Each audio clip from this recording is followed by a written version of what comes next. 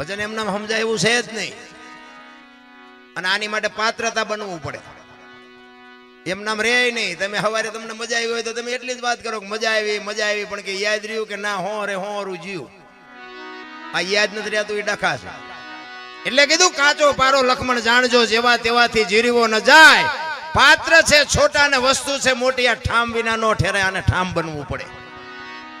ભજન બાપુ એમના હું તમને એક જ વાત કરું, ભોળાનાથ નો દીકરો ગણપતિ, અને ગણપતિ નું માછું કે ભોળાનાથે કાપ્યું અને હાથીનું કાપીને લગાડ્યું.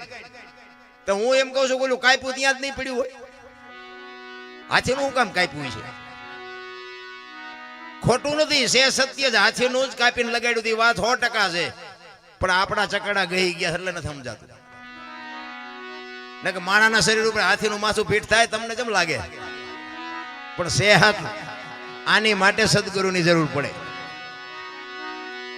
એમ નામ જો સમજાતું હોત તો તમે અમને બોલાવો નહીં.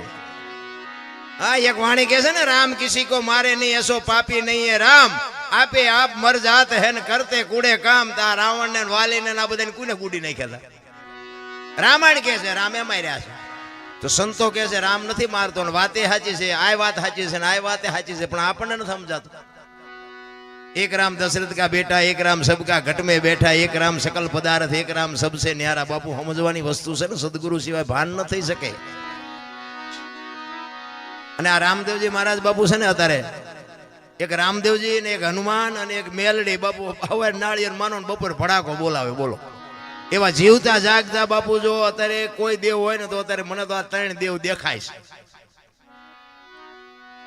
રામદેવજી મહારાજ આ વાણી મેં કીધું ને કે હરભુજી ને હૈયે હરખ અપાર, ઘોડલા ચરંતા દીઠ્યા રામા પીર ને. આ ક્યારે બનેલું એની તમને થોડીક વાત કરું. હરભુજી રામદેવજી મહારાજના માસીએ ભાઈ થાય, અને રામદેવજી બાપાને એમને મળવાનું વચન આપેલું કે હું તમને મળ્યા સિવાય જઈશ નહીં, અને કુદરતને કરવું ને મળાણું નહીં, અને આ જવાનો સમય થઈ ગયો. એટલે રામદેવજીએ વિચાર કર્યો કે મારે આને મળવાનું રહી જાય છે, મારે જવાનો સમય થઈ ગયો છે. એટલે એમને એમની યુક્તિ રચી અને એમના કુટુંબને ભેળું કર્યું. એ કે આમને હું જરાક જાણ કરી દઉં કે આ પાછળથી કાંઈ કરે નહીં.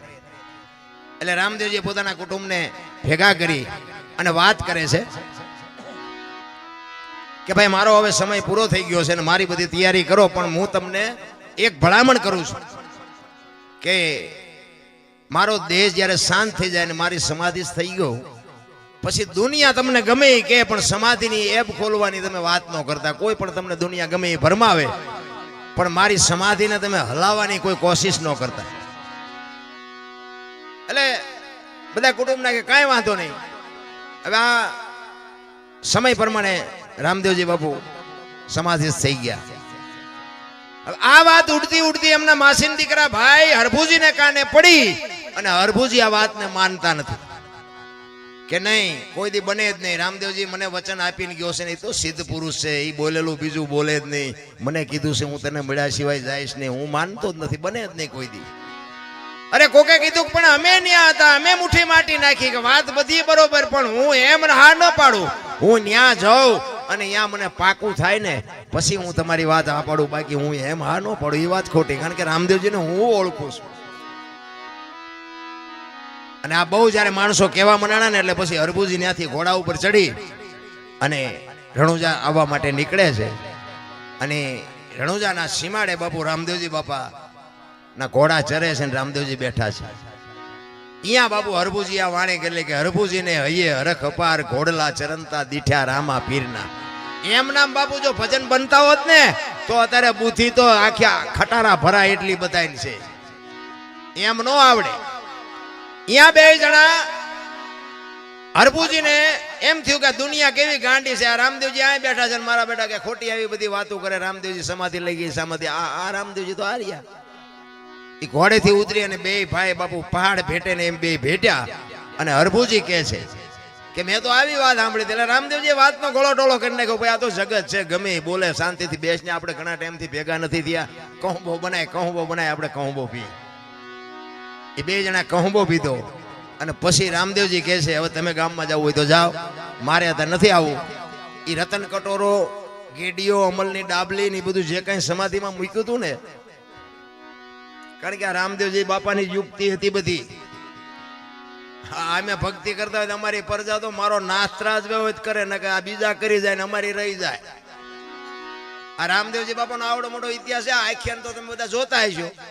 આખ્યાનમાં બાપુ રામદેવજી બાપાના પરચા હશે, બધા બતાવે. અજમલ રાજાજી બધું સારું કામ કર્યું, બાળીનાથ બાપુએ બધું સારું કામ કર્યું, પણ એ આખ્યાનમાં બાપુ નેતલદેવનો ઇતિહાસ કેટલો છે? મારા ધારવા પ્રમાણે કઈ લાંબુ માઇલ પણ નેતલદેવનું કઈ છે નહીં. હવે રામદેવજીનું અડધું અંગ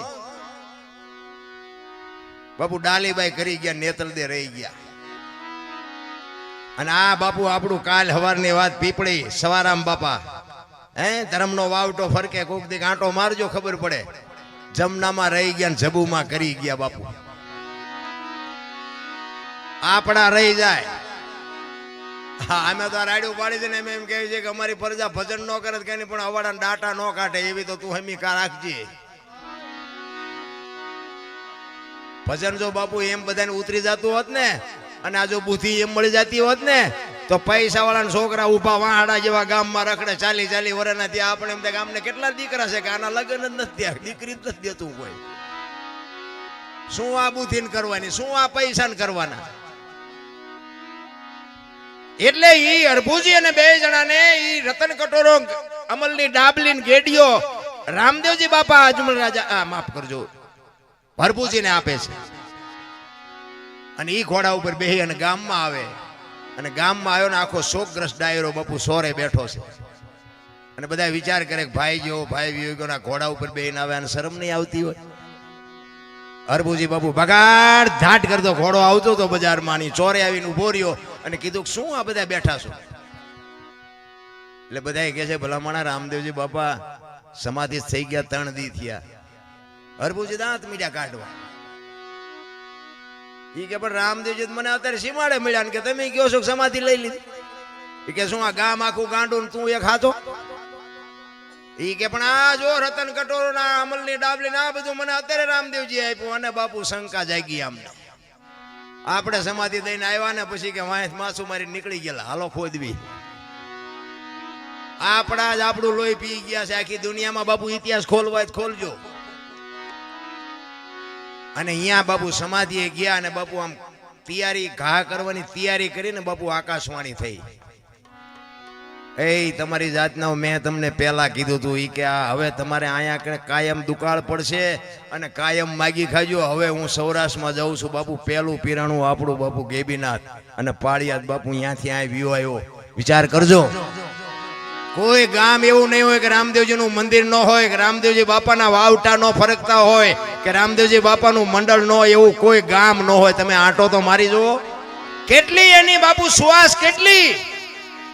અને રાજસ્થાનમાં બાપુ તમે જોવો ને, જીવા ન હોય તો આંટો મારજો, નકરી ધૂળ ઉડે, વાતમાં કાંઈ છે નહીં.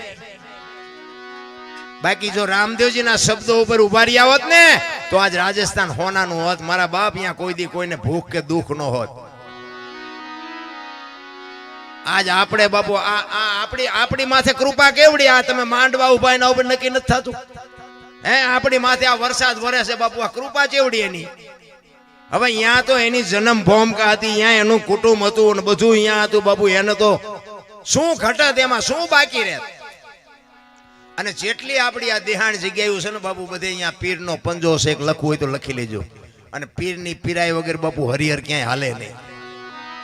કેવડી બાપુ આ પીરની કૃપા કેવડી. કચ્છ કાઠિયાવાડ સૌરાષ્ટ્રમાં તમે જાઓ અને રામદેવજી બાપાનું બાપુ ક્યાંય મંદિર ન હોય એવો દાખલો નહીં હોય. જેમ બજરંગદાસ બાપાનું મંદિર ન હોય ને એવી રીતે બાપુ રામદેવજીનું મંદિર ન હોય એવો કોઈ દાખલો ન હોય. કેવડી બાપુ એની શ્વાસ કેવડી. અને આ આકાશવાણી થયા પછી અરભુજીને બાપુ પછી ખબર પડી, હો અરે તારી ભલે થાય, તારી રામદેવજી તું ખરેખર વ્યાઈ ગયા તા તો મને વચન પાળવા, મને વચન દેવા, વચન નિભાવવા માટે મને મળ્યો હતો. અને પછી બાપુ અરભુજી રોયો, હો બાપ.